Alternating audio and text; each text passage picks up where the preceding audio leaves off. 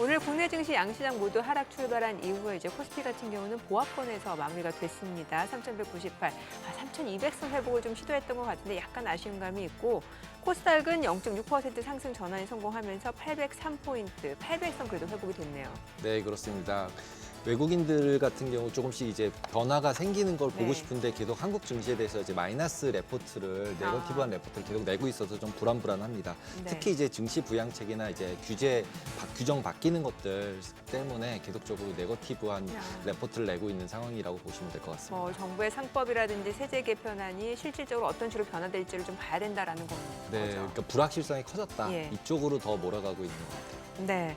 자, 뭐 이래저래 지금 미국 쪽에서도 경기도나 우려가 커지고 있는 상황이고 실제로 또 ISM 서비스 PMI가 좀 정체된 상태다라는 점에 또 투자자들이 주목을 하는 것 같은데 네. 지금 시장에서는 또 어떤 뉴스에 또 맞춰서 전략을 세워야 될지 좀 헷갈리는 시기네요. 네, 특히 그 안에서 발표된 게 고용은 네. 나빠지고 인플레이션은 있고 그랬더니 다시 이건 뭐지? 이러면서 좀 모양새가 바뀌는 상황입니다. 네. 지금 보시고 계신 머니쇼는 SBS 비즈액과 유튜브에서 실시간 시청이 가능합니다. 더 많은 국내 주식 정보 받아보실 분들은 카카오톡 채널 머니랩 추가하시기 바랍니다. 오늘 증시 인사이트 출연자 모셔볼까요? 네, LS증권 염승환 이사 모셨습니다. 안녕하세요. 어서 오세요. 안녕하세요.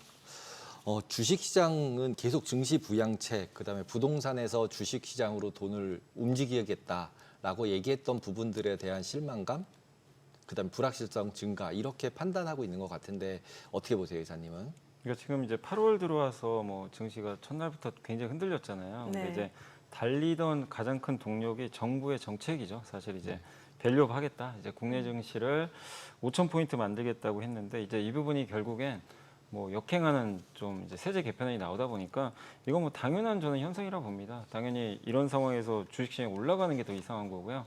그래서 반대방에 이제 바람이 좀 불었는데 결국 이제 이 상법 개정안 같은 경우는 뭐 2차 상법 개정안도 있고 그런 것들은 잘 진행이 될 것 같은데 결국 가장 이제 첨예한 관심사가 세제 개편안을 어떻게 좀 처리할 거냐. 근데 지금 정부도 그렇고 지금 계속해서 어떻게 확정된 건 아무것도 그렇죠. 없거든요. 이제 말은 계속 나오는데 결국 이거를 뭐 50억에서 지금 10억으로 낮춘 상황에서 다시 25억, 30억 얘기도 나오는데 그거는 아무 의미가 없어요, 사실은. 예, 그러면 오히려 더 화를 내실 것 같아요, 제 생각에. 100억으로 올려줘야죠. 이제. 네, 그래서 저도 사실은 거면. 100억은 돼야 된다고 생각하고 사실 옛날에 초창기에는 100억도 없었고 그냥 지분 5%면 대주주였어요, 네네. 초창기에는. 예. 근데 이제 그게 점점 뭐 숫자가 붙어가지고 이렇게 됐는데 사실 10억이라는 숫자도 좀 황당한 숫자긴 하지만 어쨌든 지금 이제 세제 개편안과 관련해서 일단 뭐 다음 주에 또 얘기 뭐 한다는 얘기도 있으니까 불확실성 안고 가는 거잖아요, 시장 자체가. 네. 그런 상황이기 때문에 그래도 시장은 되게 좀 단단한 것 같아요. 금요일 날 그렇게 이제 급락을 하고 나서 오르고 오늘도 사실 좀 초반에 분위기 안 좋았는데 맞아요. 꾸역꾸역 또 이렇게 네. 올려놓거든요. 그러니까 시장은 미국도 그런 네. 것 같아요. 네, 그러니까 시장이 그러니까 무슨 지금 성향이냐면 미국도 그런 이제 미국에서도 그런 전문가들이 그런 얘기 하더라고요. 다 비싼 건 다 인정해요. 근데 비싼 이유가 있다. 투자자들이 위험을 다 감수하려고 한대요. 네. 적극적으로. 네. 그러다 보니까 그 심리가 바뀌지 않는 이상 되게 좀 견조한 흐름은 이어지는 좀 상황인 것 같습니다. 그러면 이제 미국 증시하고 우리나라 증시하고 지금 어떤 좀 근본적인 상황 자체는 좀 다르다라고 보시는 거예요? 그러니까 이제 동력 자체는 좀 달라요. 동력 우리는 자체가? 내부 동력이고 예. 이제 미국은 한마디로 두 가지죠. 이제 그 감세안. 네. 네, 감세안에 대한 기대감이 이제 커지고 있고 생각보다 또 이제 관세도 아직 당장 뭔가 큰 영향을 좀 안 주는 것 같거든요. 경제 네. 지표에. 그게 하나가 있고 그다음에 뭐 뭐니 해도 오늘 팔란티어 실적도 보셨지만 AI는 그냥 이건 거침이 없어요. 그냥 네. 계속해서 지금 예상을 초월할 정도의 어떤 실적이나 성장들이 나오니까 결국 이걸 이끄는 나라는 분명히 미국이잖아요. 우리 한국보다는 미국이 AI를 이끌어가고 있기 때문에 그 동력 자체를 그냥 그대로 좀 받고 있는데 근데 이들이 시총도 크니까 미국 시장이 AI의 힘을 이제 받아들이면서 좋은데 사실 미국도 내부로 보면 관세 영향을 좀 받고 있는 소비재 기업들은 정말 안 좋습니다. 뭐 실적도 안 좋고 주가도 좀 처참한 수준으로 좀 밀리고 있는데 근데 그들은 시총이 그렇게 또 큰 편은 아니에요. 그래서 미국은 어쨌든 AI랑 뭐 지금 트럼프의 어쨌든 감세 정책 이 두 가지 동력과 그다음에 한국은 이제 내부의 밸류업 정책 네. 이게 이제 결국 이끌면서 시장이 좀 이렇게 좀 어쨌든 이유는 좀 다르지만 어쨌든 비슷하게 좀 움직여 나갔다라고 보고 있습니다. 고용 지표 이렇게 막 확 그러니까 수정하면서 실제로 굉장히 나쁘게 봤잖아요. 금요일 날 하루는. 근데 월요일 날 딱 분위기가 그걸 연결하면 어떡하나 싶었는데 다시 반등을 했고 어저께 같은 경우는 고용 지표가 다시 좀 나쁘게 나왔잖아요. 네. 그런 상황에서 이제 고용 지표나 이제 다시 이제 하반기 들어가면 잭슨홀 앞두고서 뭔가 이제 이벤트가 생길 거다라고 보는 분들 되게 많은데 이사님 어떻게 보세요? 일단 근데 이제 시장은 그거죠. 이제 그 경제 지표는 명백히 좀 안 좋아지고는 있는 것 같아요. 미국 같은 경우 고용이 사실은 뭐 안 좋게 나온 것도 있지만 그게 수정치가 너무 안 좋게 나왔잖아요. 네네네. 근데 그게 이제 조절했을 때 그만큼 좀 안 좋았다는 건 실제 우리가 생각하는 것보다 지금 고용이 훨씬 좀 악화되고 있다. 그리고 오늘 ISM 서비스 PMI도 고용은 좀 꺾였고 실제 응답자들도 대부분 이제 기업들이 그 똑같은 얘기를 합니다. 관세 때문에 불확실하다. 그리고 관세를 이제 그 반영을 하겠다. 이제 비용을 좀 이제 한마디로 그 소비자들한테 가격을 전가하겠다고 했기 때문에 하반기 지금 이제 어쨌든 기존에 지금 관세 이거 부과된 건 10%거든요. 근데 이제 8월 7일부터는 본격적으로 이제 각각의 관세가 올라가게 되죠. 우리도 15%고 뭐 일본도 그렇고 뭐 스위스 같은 국가는 39%가 되잖아요. 근데 이런 관세들이 8월 7일부터 이제 인상된 걸로 지금 반영이 되니까 9월, 10월 데이터는 사실 더 안 좋아질 수밖에 없어요. 데이터로만 보면. 그렇기 때문에 그 부분은 미국 증시엔 당연히 부담입니다. 근데 시장이 근데 한편에서 또 기대하는 건 뭐냐면 결국 금리 인하가 그렇죠. 이제 진짜 하겠구나. 왜냐하면 파열 의장이 그렇게 고집 부리고 있지만 데이터 보면 사실 금리 인하를 지금 안 할 수가 없는 상황이거든요. 네. 그래서 그걸 또 확인해 버렸기 때문에 그런 관점에서는 또 오히려 이걸 좀 긍정적으로 평가를 하고 있는 것 같고 또 지금 이번에 이제 쿠글러 연준 이사가 이제 나가게 됐죠. 맞아요. 이제 공석인데 거기에 그림자 의장을 이제 앉히겠죠. 누군지 네. 모르지만 두 캐빈이 걸어오는 네. 거던데요. 맞습니다. 근데 네. 결국 그건 뭐죠? 트럼프가 원하는 사람이죠. 음. 예, 금리 인하를 아주 강력하게 주장할. 그러면 파웰 의장의 입지가 되게 흔들려요. 그럼 결국에 9월만 아니라 골드만삭스는 이제 지금 시장 예상은 하반기에 2번인데 금리 인하가 골드만삭스는 3번 인하 예상을 하더라고요. 네네. 그러니까 그런 논조가 좀 계속해서 시장에서 먹힌다면 경기는 안 좋지만 뭐 그래도 AI도 있고 어차피 금리 인하 할 거 아니야. 이제 이 기대감이 또 생기기 때문에 시장이 그러니까 하루는 그러니까 월요일은 금리 인하 기대로 올랐다가 네. 오늘은 또 지표 보니까 약간 실망. 이게 계속 퐁당퐁당 이제 흔히 시속 게임이라고 하는데 이게 당분간은 좀 펼쳐질 가능성이 높다. 이렇게 좀 생각하고 있어요. 네.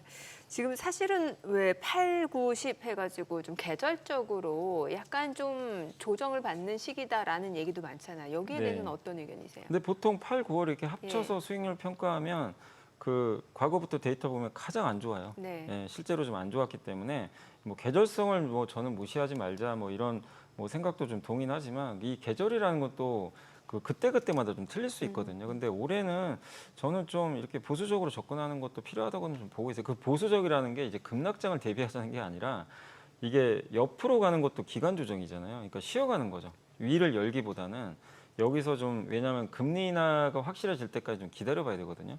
또 데이터도 좀 봐야 되니까 그래서 결국엔 뭐 계절성까지 맞물리고 아까 경기 침체 우려도 좀 커지고 있는 지금 상황이고 또 다음 주에 트럼프 대통령이 뭐 반도체나 의약품도 지금 때린다고 하니까 일단 좀 약간 압박을 할 가능성이 있거든요. 그러면 미국 증시 밸류 부담까지 좀 겹쳐서 이게 결국엔 좀 8월, 9월까지 이제 FOMC 열리기 전까지는 조금 쉬어가는 그런 좀 장세가 되지 않겠냐 이렇게 좀 보고 있기 때문에 이런 이제 계절성이 뭐 어느 해는 맞고 어느 해는 틀리지만 올해는 조금 맞을 가능성은 좀 높지 않나 이렇게 생각은 하고 있습니다. 그 우리나라 같은 경우도 이제 오늘은 반도체 주식들이 좀 이제 하락을 했는데 결국은 관세 이슈일 가능성이 제일 높잖아요. 네. 자동차도 마찬가지고 그 다음에 이제 철강 맞았고 그 다음에 자동차인데 그러니까 반도체인데 결국 이 세 개가 다 우리나라에서 제일 수출 많이 하는 건데 네. 우리나라 이제 수출 주도형 경제인데 이 세 가지를 저렇게 관세를 맞으면은 코스피 같은 경우도 되게 힘들지 않나요? 그러니까 어려울 수밖에 없죠. 이게 반도체가 또 가장 큰 문제라서. 근데 이거를 사실은 이제 트럼프 대통령이 제가 좀 속내가 좀 명확하지 않은 게 반도체 관세 다음 주에 발표하겠다고 한 게 이번이 처음은 아니에요. 예전에도 맞아요. 다음 주에 예. 발표한다고 했는데 그냥 아무런 얘기가 없었어요. 사실 그리고 몇 달이 또 흘렀는데 네. 이제 또 다음 주에 발표하는데 이번에는 하긴 할 것 같아요. 너무 이제 시간이 늦어졌기 때문에 그리고 조사를 하고 있었기 때문에 발표를 할 텐데 제 개인적인 생각에는 세게 부과하기 좀 어려울 것 같아요. 왜냐하면 미국은 일단 기본적으로 인텔이 지금 너무나 안 좋은 상황이거든요. 근데 관세 만약에 부과를 했을 때 피해보는 국가는 누가 봐도 미국입니다. 아직 제조 기반이 반도체 쪽이 제대로 갖춰지질 않았거든요. 그런 상황에서 대부분 TSMC에서 수입을 많이 하잖아요. 근데 거기다 대놓고 이제 관세를 과도하게 좀 때려버리면 미국의 뭐 엔비디아라든가 이런 기업들의 좀 충격은 또 불가피하고 지금 AI 뭐 데이터 센터 계속 지금 안보 목적으로 좀 계속 얘기를 하고 있는데 그런 상황에서 지금 반도체를 뭐 미국에서 다 소화할 수 있으면 뭐 상관이 없겠죠. 그냥 자신 있게 때릴 텐데 그건 지금 아니고 결국 저는 약간 좀 협박용이 될 수도 있다. 공장 더 지어라. 그래서 1년 후에 그 의약품도 1년 후에 최대 250%막 이런 얘기 나오잖아요. 아마 반도체도 관세율은 높게 할 수도 있어요. 그렇지만 시기는 좀 이렇게 굉장히 늦추면서 좀 시간도 벌고 근데 대신에 방심하지 마라. 예, 약간 이런 메시지를 주면서 결국 미국에 투자하는 쪽으로 계속 유도하지 않을까. TSMC도 무슨 투자 3천억 불 얘기 나오더라고요. 네. 그래서 야 국가만큼 투자를 해야 되는구나 저기는 우리나라한테 3,500억 불인데 네. 그 회사 하나한테 3천억 불 투자라 그러고 네. 그래서 결국은 구리 때 보면 자기가 필요한 거는 약간 관세를 낮게 하거나 맞아요. 없게 하고 자기가 그러니까 유리한 것들은 이제 높게 하는 정책을 피니까 지금 말씀하신 대로 반도체 같은 경우는 필요한 것만 낮게 해주고 그러니까 이게 그 반도체 공급망이 대만과 거의 한국에 있는데 그쵸.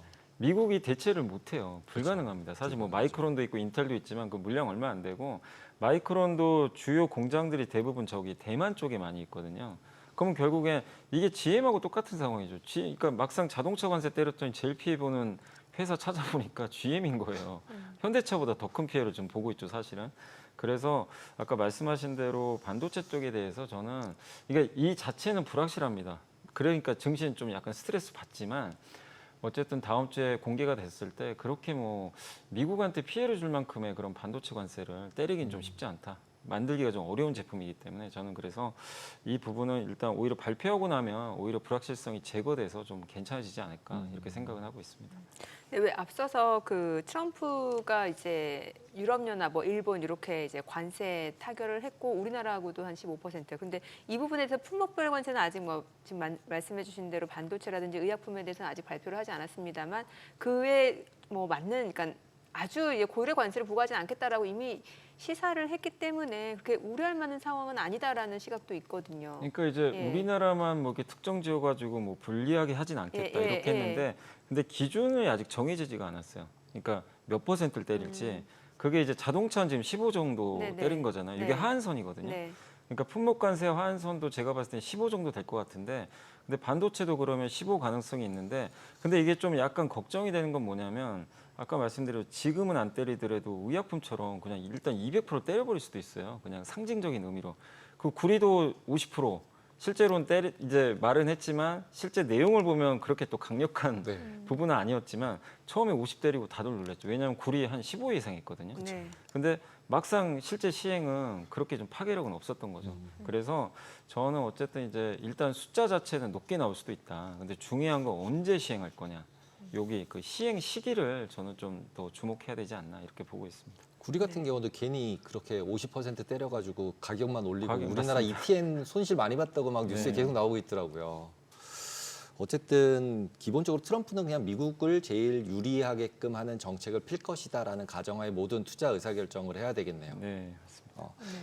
그러면은 지금 다음에 이제 저희 고용 지표들 같은 경우 나빠진다고 저희가 미리 봤잖아요. 근데 이제 내년 같은 경우는 장기 금리들 같은 경우는 어떻게 보세요? 왜냐하면 이제 장기 금리는 결국 인플레이션이 있어서 못 내려갈 거다. 단기만 열심히 내려가도 그래서 이게 실제로 그 주식시장에 악재냐 호재냐라는 부분에 대해서도 이제 약간 왈가왈부가 생기고 있는 것 같은데 어떻게 보세요? 근데 일단 물가가 오를 수는 있어요. 지금 이제 미국 물가 더 이상 안 떨어지고 조금씩 올라가는데 다만 트럼프가 제가 이제 그리는 그림은 그거 같아요. 어쨌든 장기 금리를 무조건 떨어뜨리고 싶어 하거든요. 근데 지금 상황에서는 가만히 있어도 좀 경제 지표가 꺾입니다. 그리고 기업들이 가격을 만약에 흡수하면 이제 투자를 안 할 거예요. 고용을 줄이겠죠. 그럼 더 악화될 거고 금리 인하 요인 중에 하나죠. 근데 가격을 인상하면 이게 소비가 또 꺾이기 때문에 결국 물가 오르는 부분도 있겠지만 경기가 꺾이면서 이거를 이제 금리 상승을 또 제어할 가능성이 저는 높고 그리고 지금 어쨌든 연준 의장을 계속 압박도 하고 있고 지금 최소한 그러니까 어쨌든 미국은 기준금리 인상 사이클은 아니거든요. 어쨌든 동결 아니면 인하기 때문에 이 부분도 금리를 좀 하락시키는 저는 좀 요인 중에 좀 하나가 되지 않을까. 그래서 이제 종합적으로 말씀드리면 결국 미국 금리가 저는 뭐 이렇게 내려가는 게 아니지만 뭐 이렇게 우려하는 것처럼 관세 때문에 급격하게 올라가서 뭐 미국의 10년물 금리가 막 5% 가고 그럴 가능성보다는 4% 초반이나 3% 후반 정도까지는 전 밀릴 거로 보고, 그리고 트럼프가 가장 키를 쥐고 있는 카드 중에 하나가 유가거든요. 네. 근데 유가를 어떻게든 컨트롤을 계속할 것 같아요. 이게 근데 만약에 원유를 못 잡으면 이거 이제 트럼프의 생각과 반대로 금리가 튀어버릴 수도 있어요. 잘못하면. 근데 이번에 이란과의 문제도 그냥 빨리 해결을 해버렸고 유가를 안정화시켰잖아요. 근데 물론 이번에 또 러시아 뭐 제재한다 뭐 이러면서 유가 다시 올라가긴 하지만 결국에 러시아나 이런 것들을 계속 압박을 해서 원유 공급을 저는 또 더 늘리는 쪽, 그리고 사우디가 지금 트럼프의 말을 좀 잘 듣고 있어요. 이번에도 뭐 오펙이 생각보다 빠르게 좀 증산해 버렸죠. 그러니까 결국 저는 그건 미국의 압박이 좀 있었다고 생각을 하거든요. 그래서 유가를 계속해서 이렇게 낮출 가능성이 높기 때문에 우리가 생각하는 것만큼 저는 물가가 그렇게 크게 오르진 않을 것 같다. 그래서 그 장기 금리는 저는 결국엔 점진적으로 떨어질 걸로 좀 예상을 하고 있습니다. 네. 그 기업 얘기 좀 여쭤볼게요. 지금 요번에 이제 팔란티어테크 실적 발표했을 때 처음으로 이제 분기 매출 10억 달러를 넘어섰고, 요즘에는 이제 그 미국에서 주식 투자하는 그 젊은이들이라고 해야 될까요? 네. 빵이 아니라 파크라고 해야 되나요? 팔란티하고 엠러빈하고 로빈후드, 코인베이스 뭔가 이제 세대 교체가 일어나고 있다. 네. 이런 얘기 나오는데 이걸 어떻게 봐야 되는 현상인 거예요? 근데 이게 항상 이제 그 대항마들은 나오는 것 같아요. 네. 언제든지 대항마 네. 나오는데, 근데 우리가 생각하는 이제 본질은 그거죠. 지금 시장을 이끄는 거 M7이잖아요. 근데 네. 물론 M7 중에 요즘에 애플과 좀 테슬라는 빼야 되는 거 아니냐 네. 이런 얘기도 있지만, 그래도 어쨌든 그들 포함해서 이들이 AI를 이끌어 왔는데, 그럼 이들이 그럼 지금 나쁜 상태냐? 사실 그건 또 아니거든요. 근데 이제 이들이 너무 이제 많이 오른 상황에서 좀 새로운 신진 이제 그룹들이죠. 뭐 오늘 또 팔란티어도 있었고, 엠너빈도 마찬가지고, 뭐 로빈후드도 지금 최근에 굉장히 급부상하고 있고, 코인베이스도 인기가 좀 뜨거운데, 근데 과연 이들이 그럼 결국 뭐 시가총액도 그렇고 지금 이 팡이라든가 M7을 이길 수 있는 그런 만큼의 어떤 성장률을 계속 좀 보여줄 것인가? 그 부분은 저는 기업마다 다르다고 생각해요. 근데 이 중에 보면 펠런티어는 정말 뭐 말할 필요도 없이 뭐 오히려 M7을 압도하고 있죠. 하고 있어서 뭐 인정을 하겠지만, 사실 로빈후드라든가 이런 코인베이스 같은 경우도, 특히 이제 코인베이스도 결국에 이제 암호화폐 가격이 좀 중요하잖아요. 근데 왜냐하면 펠란티어는 어쨌든 기업이 계속해서 매출 성장도 잘하고 경쟁자도 좀 없는 상태인데, 이런 이제 코인베이스 같은 경우는 이제 그 암호화폐 최근에 또 거래 대금이 좀 줄고 있어요. 그러니까 결국 약간 시황의 영향을 좀 받을 수밖에 없는 상황인데, 결국엔 이 기업들이 어쨌든 주가 올라가서 많이들 좀 관심도 갖고 투자는 했지만, 결국엔 경쟁력 면에서 과연 M7과 이렇게 우리가 붙어봤을 때 더 뛰어날 수 있는 건지, 그건 또 고민을 해봐야 되거든요. 그래서 하나의 이런 유행들은 뭐 저는 괜찮다고 생각합니다. 그만큼 이제 시장이 뜨겁다는 얘기니까 하나의 유행은 괜찮지만, 이게 결국 M7을 이길지 안 이길지는 결국엔 기업들의 어떤 이제 성장이나 경쟁 강도 이런 것들에 의해서 결정되는 거지, 그냥 뭐 이런 세대 교체가 무조건 일어난다, 저는 그렇게까지는 보진 않고요. 여전히 저는 개인적으로 M7 그 중에서도 AI를 주도하는 기업들이 앞으로도 뭐 이들보다 더 좋은 성과를 저는 내지 않을까 이렇게 생각은 하고 있습니다. 근데 이제 밈주식들까지 같이 뜨니까 이제 지금이 꼭지 아니냐, 할 게 없어서 밈으로 간 거 아니냐, 네. 이런 얘기들이 있잖아요. 네. 그러면은 지금 AI로 가는 거에 대해서 이제 약간 이제 의문을 표하는 분들은 없는 것 같아요. 그리고 이제 오히려 금리나 이런 것들이 문제가 생기면 오히려 예전에도 나왔듯이 M7이 안전자산이다, 네. 뭐 이렇게 갔었잖아요. 그래서 그 부분은 별로 그렇게 다들 이견이 없는데, 밈이나 이런 것 때문에 결국 미국 경기 꺾이고 그다음에 잭슨홀을 지나면서 9월 달에 유동성 문제가 생길 거다, 이거를 보는 분들이 제일 많은 것 같아요. 다 네거티브하게 보는 분들은. 그러면 이사님은 지금 방향은 9월까지는 어떻게 보세요? 그러니까 저는 그때까지는 좀 지지부진, 아까 계절성도 네. 올해는 좀 맞을 것 같은데, 제가 보는 방향은 계속 좀 우상향할 것 우상향이다. 같아요. 길게 보면. 왜냐하면 결국 밈주식 시즌2라는 얘기가 나오는데, 이게 왜 이렇게 유행하냐면, 아까도 말씀드렸지만 사람들이 비싼 건 아는데 이게 주식시장에서 안 떠납니다. 그냥 위험을 선호해요, 계속. 예, 이 자체를 계속해서 이제 선호하면서, 뭐 밈주식 하신 분들이 이 기업들의 펀더멘탈 다 알거든요. 예, 부실한 기업도 많은데 그래도 합니다. 예, 성과도 나고, 물론 이제 손실도 자기가 다 떠안지만, 근데 그만큼 이 위험을 나는 회피하지 않겠다, 이런 부분이 강하고, 밈주식 시즌 1도 좀 그랬죠. 근데 시즌 1이 어떻게 끝났냐면 결국에 물가 오르고 긴축 나오면서 이제 완전 망가져 버렸거든요. 그러니까 결국엔 지금 혹시 이제 민주식도 마찬가지예요. 시즌 2도 언제 끝나냐면 결국 긴축이에요. 물가가 그러니까 제가 예상한 걸 반대로 유가가 튄다거나 뭐 미국의 시중금리가 진짜 한 5%까지 오르는 모습이 나오면 금리 인하도 못 하는 거죠, 사실. 그렇게 되면 밈도 끝나버리겠죠, 사실은. 근데 저는 이제 그 반대로 좀 보고 있거든요. 그렇기 때문에 위험한 건 맞지만 이게 쉽게 지금 꺾일 상황은 아니다. 그러나 가격 부담이 있어서 한두 달 정도 뭐 기간 조정은 좀 불가피하다 이렇게 보고 있습니다. 그럼 이사님이 보시기에 지금 시장에 좀 뭔가 결정적인 영향을 줄 만한 변수다라고 생각하시는 건 어떤 거예요? 그러니까 저는 이제 그거예요. 혹시 모를 물가 튀는 거. 물가? 예. 그러니까 왜냐하면 다른 모든 조건은 다 물가가 아니 그러니까 금리가 다 낮아지는 네. 쪽으로 지금 가고 있거든요, 방향이. 근데 금리가 이렇게 막 급격히 안 내려가는 거는 이게 관세 때문에 지금 이제 비용을 소비자들한테 이제 전가하기 시작했어요. 근데 이게 얼마만큼 전가가 되고 어느 정도 상품 가격이 오를지 지금 아무도 몰라요. 그러니까 연준 의장도 계속 똑같은 얘기 하잖아요. 좀 더 지켜봐야 된다. 그러니까 트럼프 대통령이 아무리 욕을 해도 그냥 금리 지금 동결하고 지켜봐야 된다. 근데 그게 물가를 얼마나 자극시킬지 사실은 누구도 좀 명백하진 않은 거죠. 그래서 그게 이제 9월 뭐 FOMC 좀 지나면서까지는 좀 한 번 더 확인해야 되거든요. 그래서 저는 아주 이렇게 높게 물가가 형성될 거로 보이지는 않지만 혹시 모르는 좀 물가 상승이 좀 튀는 모습들이 나온다면 그거는 이제 주식시장을 부러뜨릴 수밖에 없어요. 그러니까 밈주식도 끝나버리고 결국 지금 AI나 이런 부분도 사실 유동성의 힘에 의해서도 좀 올라간 부분이 있거든요. 그래서 우리가 이런 강세장에서 제일 조심할 거는 결국 이 긴축이에요. 네. 긴축 시그널이 뭘로 생길 거냐?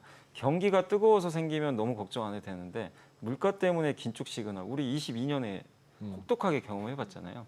그 사이클이 혹시 또 오게 되면 이건 이제 주식시장은 그냥 무너져 버리는 거기 때문에 결국 물가가 아닌가 이렇게 생각을 하고 있습니다. 결국 이제 미중 간의 갈등 부분을 이제 그 어떤 카탈리스트로 보는 이 사람들도 꽤 있었잖아요. 계속 근데 지금 약간 중국 얘기를 좀 이제 없어진 것처럼 보이는데 네. 패권 전쟁이다 이런 난리를 쳤었잖아요. 그러다가 이제 최근 들어서 좀 이제 잠잠한데 결국은 시진핑이랑 트럼프가 만나서 뭔가 이제 특별한 이제 이벤트를 만든다. 그러면은 이제 시장은 다시 완전하게 불리시하게도 돌 수 있고 거기서 뭔가 깨진다. 그러면은 이제 완전히 또 공급망 이슈가 생기면서 인플레이션으로 다시 생기고 뭐 이런 게 될 수 있을 것 같은데 네. 양쪽 중에 어느 쪽에 더 비중을 두고 계세요? 근데 저는 뭐 예상은? 협상이 타결되지 않겠냐 잘 이렇게 되는 좀 보고 쪽으로. 있습니다. 근데 이제 이게 우리가 그 올해 4월에 가장 시장이 또 우려했던 게 그 폭락하는 장의 이유가 관세를 너무 세게 때려버렸잖아요, 중국에.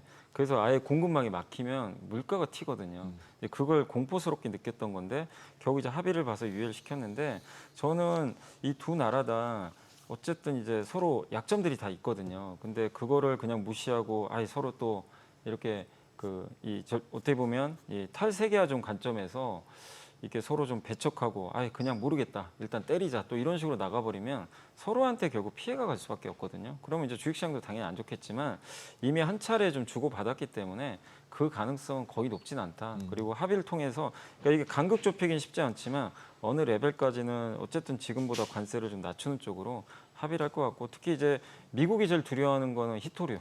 예, 히토류 그 중히토류 7종인가요? 그거 수출 금지하는 거. 지금 6개월 풀어줬거든요. 그거 6개월 지나면 또 중국한테 또 허가 받아야 되는데 이 부분이 트럼프 입장에서는 굉장히 좀 스트레스인 상황이고 그다음 중국 입장에서는 어쨌든 지금 아직 중국 경기가 정상적이지 않은데 미국과의 무역이 어쨌든 이게 자꾸만 틀어지고 관세율이 올라가면 중국 경기에 좋을 수도 없고 또 시진핑 주석도 이제 27년에 아마 다시 또 이제 임기와 관련해서 얘기들이 나올 거거든요. 근데 이런 상황에서 또 미국과 또 척을 지고 자꾸 좀 안 좋은 쪽으로 가면 경기는 계속 좀 망가질 가능성이 있거든요.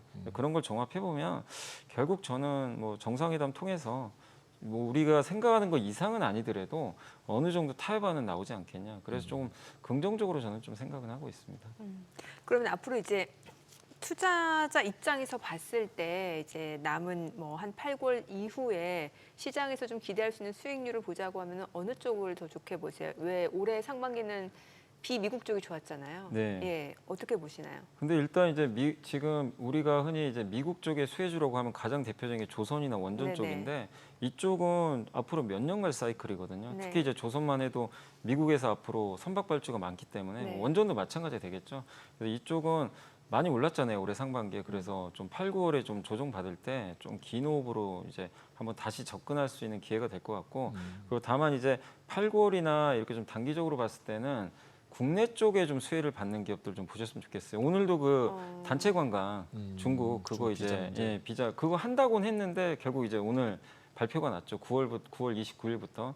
그런데 시진핑 주석도 지금 올 확률도 높고 하기 때문에 또 요새 호텔 기업들 실적도 잘 나오더라고요. 네. 그래서 중국인들이 많이 왔을 때 돈 쓸 수 있는 그런 업종 그리고 지금 이재명 정부가 추진하고 있는 AI나 뭐 AI 소프트웨어 또 에너지 고속도로 신재생 에너지 이거는 계속 지금 안고 가는 그 어떤 투자 사이클이거든요. 그래서 그쪽과 관련된 국내 내부적인 어떤 수혜주들도 한번 이게 담아 보시는 것도 저는 필요하다 이렇게 보고 있습니다. 그러니까 미국 쪽에서 고르신다면 어떤 업종 쪽이 저는 계속 AI 보는 거죠? 미국이라면 미국 쪽을 미국이라면 본다면 보는 만약에 거예요. 미국 이 증시 쪽을 좀 본다면 여전히 뭐 AI 쪽에 예, 좋은 것 같고 이번에 보니까 빅테크 쪽에서 제가 좀 가장 인상 깊었던 기업은 구글 같아요. 네. 구글이 확실히 좀 구글과 메타 쪽이 네. 확실히 성과가 좀 좋았고 아마존이 조금 좀 꺾이더라고요. 근데 어쨌든 구글이 지금 좋은 또 데이터들을 보여주고 있어서 가격도 제일 싸지 않나요? PER도 그렇게 높진 않아요. 그쵸. 그래서 아마 구글이나 메타 쪽 괜찮지 않을까 생각하고 있습니다. 혹시 가상자산 비트코인 쪽은 안 보세요?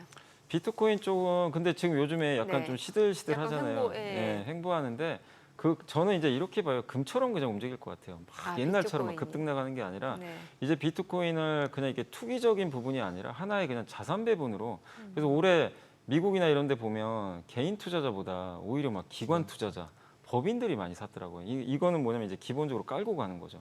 그럼 변동성이 줄거든요. 그래서 비트코인이 이렇게 좀 투자하신 분들 입장에 좀 재미는 없을 것 같아요. 막 이게 급등나게 이걸 네. 사고 파시는데 근데 반대로 생각하면 좀 안정적으로 바뀌었다. 네. 그래서 좀 가치는 유지되지만 뭐 급격히 오르고 내리고 하진 않을 것 같습니다. 네. 오늘 내용 여기까지 듣겠습니다. 잘 들었습니다. 감사합니다.